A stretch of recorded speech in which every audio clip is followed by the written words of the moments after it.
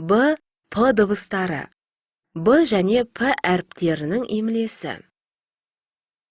Мынау біздің мектеп. Бұл біздің сынып. Сыныпта 15 парта.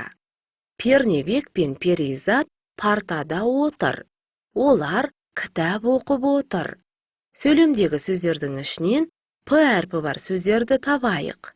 Мектеп, сынып, парта, Пернебек, Перизат, оқып. П дыбысы қатаң дауыссыз дыбыс. Басқа қатаң дауыссыз дыбыстар сияқты сөздің барлық буындарында жазылады. П дыбысы қатаң болса, Б дыбысы ұяң дауыссыз дыбыс. Б дыбысы сөздің басында, сөз ортасында да жазыла береді.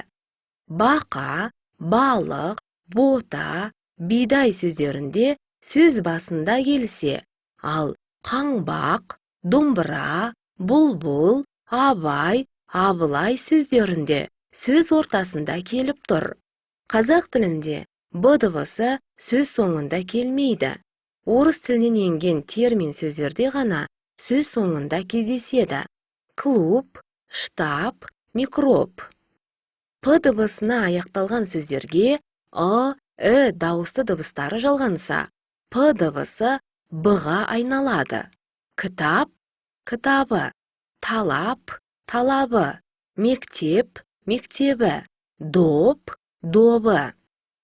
П дыбысына аяқталған сөздерге У дыбысы жалғанса, П дыбысы Б дыбысына айналады. Шап, шабу, тап, табу, сеп, себу, кеп, кебу, теп, тебу.